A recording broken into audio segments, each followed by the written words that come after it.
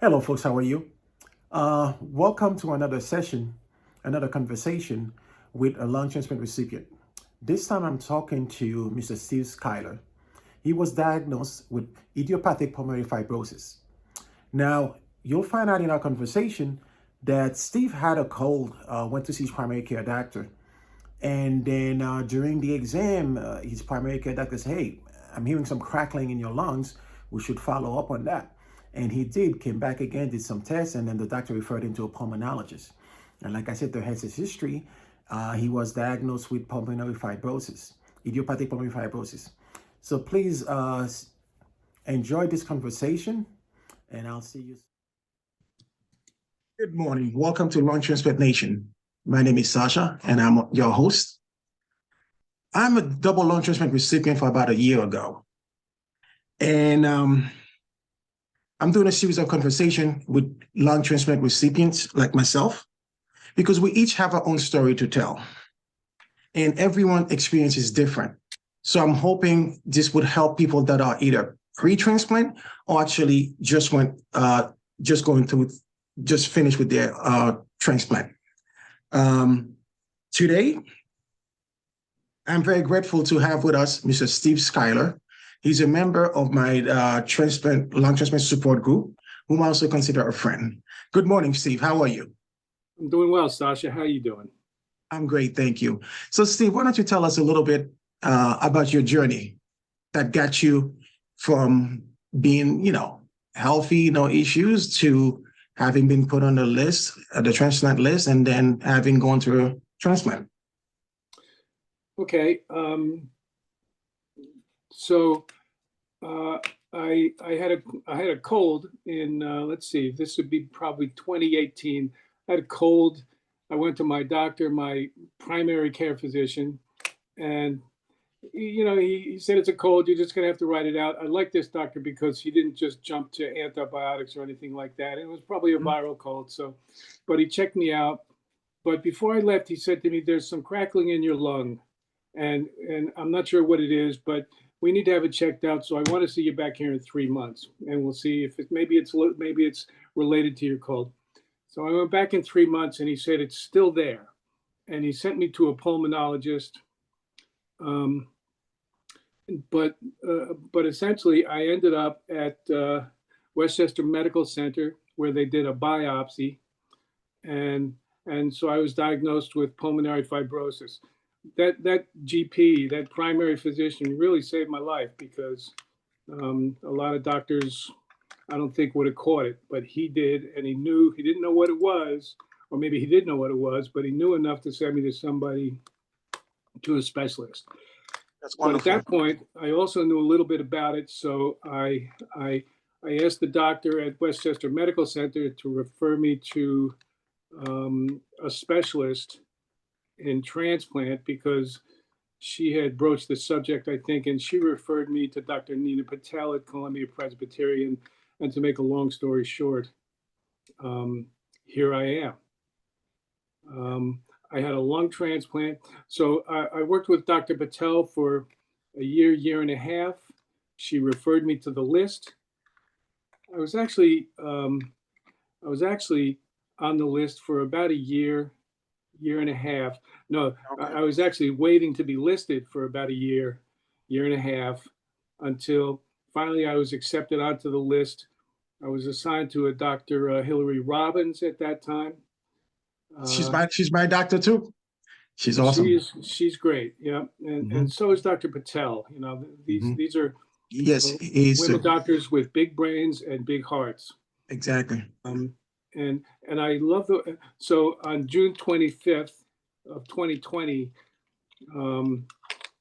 right in the middle of COVID, I had a single lung transplant. My right lung was transplanted after 2 dry runs, and I didn't get far with the dry runs. I got the call that they had a lung for me, possibly. One time I didn't even make it to the car. Another time I wasn't that far from the house, and they turned me back around. So I was on the list for about 3 months before my transplant, and I was transplanted on June 25th, 2020. And so far, so good. God bless. Knock on wood. Knock on wood. Yep. you know. And that was a So little crazy because it was early in it was COVID time. So my wife and daughter drove me to the hospital. I got the call about 6 o'clock one night. They said, "Can you be here in 2 hours?" I had a go bag ready, mm, and if you're on the list, or if you're, I recommend you pack a go bag and just have it so you can grab it and head out the door. They gave me. I live about 100 miles north of New York City. Columbia Presbyterian was right over the bridge, so I'm a little more than 100 miles north of the George Washington Bridge. And I made it there within 2 hours. My daughter drove like a maniac. Don't yep, tell her I said indeed. that. With New But York traffic, I don't care. New York traffic gets to you, you and know. and uh, and so, but it's because it was COVID, they had to drop me off, and I walked in the hospital by myself. And Wow. I'm not exactly sure how long I was there, but I know that I waited until that was on June 24th. But I wasn't actually transplanted until sometime in the early morning hours of June 25th.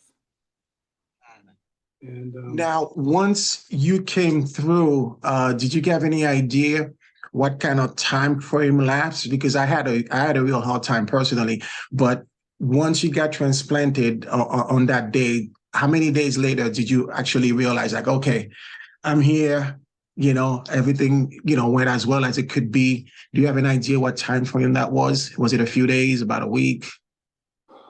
I think that um, I think it was a few days later when I finally came to, um, and I was on the ECMO machine. They told me that my heart stopped beating twice. So I guess technically died twice on the table. They got me Wow. started again, and Wow. and but I don't know. I was of course unconscious at the time, so Sure. I don't know. To me, it was just I was happy to wake up, um, and and but in the ICU now, the ICU, they're they just want to keep you alive. So Yeah. there wasn't a lot of I mean, and I understood that. It was the ICU was difficult for me. Um, I had a lot of ICU mania, I think they call it. I think I hallucinated a lot. I wasn't sure. My wife and daughter were able to visit me in the ICU briefly, one at a time, and COVID. Yeah. yeah, and it was during COVID time, and boy, I'll never forget all those machines and beeping going off, and but I made it through the ICU, and I had a strange situation there because I actually uh, de-intubated myself. I pulled my breathing tube out by myself because I was taking tacrolimus, uh, an an immunosuppressant drug in liquid form, and I had a problem. Some of the liquid got down into my esophagus, and I couldn't breathe. I Wow. panicked. I panicked, and um, I pulled The the tube, huh? breathing tube out, and boy, all hell broke loose. And within a matter of a minute and a half, I had 6 doctors and 4 nurses and specialists, and I heard one of the nurses say he's been trying to pull the tube out all day, and I spoke up at that point. I Mhm. could speak now because I didn't have the tube in my throat. Yeah, And exactly. I said, that's not what happened. And they all stopped talking and turned and looked at me.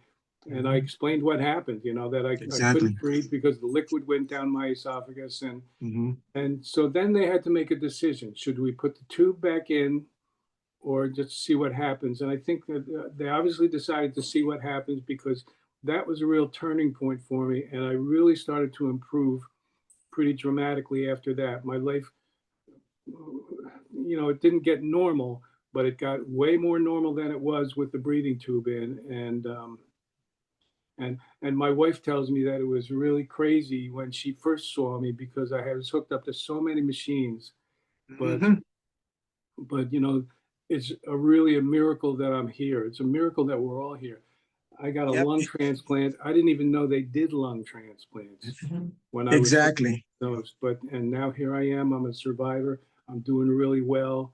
I'm God walking bless. God three, bless. four God bless. miles, four or Hmm. five times a week, and Hmm. life is pretty good. Life is great, That actually. is awesome. That is awesome. And that's why I want to let people know. I mean, first of all, getting back to the ICU, oh my God, it was chaotic. It was chaotic. I couldn't sleep. I honestly couldn't sleep because, I mean, unless they heavily drugged me, I couldn't sleep. So many bells and alarm going off and all that. I mean, like you said, once you pull out that breathing tube, I mean, it must have been like, Christmas over there with all the alarm going off. And so I can understand the ICU for me probably was the toughest thing.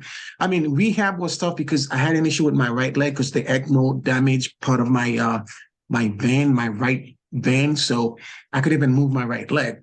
But the ICU, like you said, with the hallucinations on the drugs, I mean, it was probably my hardest thing to go through is the ICU because I couldn't do anything for myself. You know what I mean? It took me about a week for me to quote unquote walk up. So I can definitely empathize and know what you're going through. But on the positive note, it is all worth it, right? It is all worth it because we've been through so much. We've been through so much, and it's not a perfect plan, right? But it's worth it. It's worth it to be spending time with our loved ones, with our family, to breathe again without oxygen. Um, it's a great thing. So let me ask you, Steve. Once you get through the ICU, how long were you hospitalized for? I know we all have different experiences, but how long were you hospitalized for? Do you remember? If you don't mind, Sasha, before we get to that, I do want to talk a little bit about before my transplant when I Sure. was on oxygen. I had a little machine, an oxygen generator that provided me with oxygen, but I also at some point began to decline quickly in my demand for oxygen. I just wasn't processing oxygen. I couldn't get it fast enough. So I had to switch over to tanks. And so on the tanks, I was when I got the call to come down for the transplant, I think we threw about 6 tanks in our car, to drive to the city. And I'm really happy that I had the transplant that day because I didn't know if that was going to be sufficient to get me home. I was Wow. using so much oxygen. I was using Wow. 25 liters. I'm not sure if it's a minute or whatever it was, but I was still exercising at home. I was using a Yeah. treadmill, and I had it on 25 liters, and I could only do about 5 or 6 minutes. When I was first diagnosed, I could do a half hour Hmm. using 5 liters with no stopping. And just before my transplant, I was doing 5 or 6 minutes with 25 liters a minute, and I had to stop 3 or 4 times. Yeah. So I was really pretty sick beforehand. Afterwards, um, I was talking to one of the doctors, and we were talking about my discharge. And I said, can I take oxygen home because I want to make sure that I have enough Yeah. oxygen Yep. at home so I can continue to exercise. And she told me nobody leaves here with oxygen. That's right. And if you need oxygen, then you stay here till you don't.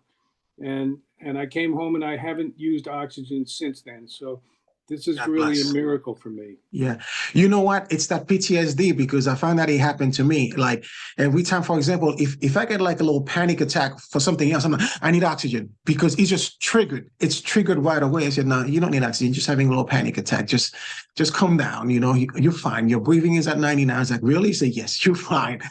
So yeah, you do get that PTSD. And you're absolutely right, Steve. With regard to the oxygen, I mean, I had like one of those portable machine also that goes up to 5. And then that wasn't enough. I had the machine at home that you plug in. It goes up to 12. And it got to a point that wasn't enough. And I was getting supplemental oxygen. I mean, I had like a big tank. They had like those big tank, emergency tank. I don't know how many it was really huge, about 6 feet tall. And it got to a point, I was like you, I was doing, I had to have the full mask. I couldn't do the nozzle anymore because too much pressure in the oxygen, because, I was doing those tanks, and I think it was like up to 15. I was doing it. And then it got to a point that wasn't enough. And then my doctor felt like, at first I went to Will Cornell with, Dr. Horn, and she felt like, hey, maybe it's better for you to be hospitalized, and then we can monitor you and things like that. And I was like, wow, really? So to me, that came out of, nowhere, not nowhere, but I knew at some point I would be hospitalized, but not 3 months before I got transplanted. So yeah, it's definitely a journey, a very interesting journey, but it's a journey worth taking. It's a journey worth taking. One Absolutely. thing I wanted So to you, ask. Mhm. so you did ask me about how long I was in the hospital after the Yes. transplant.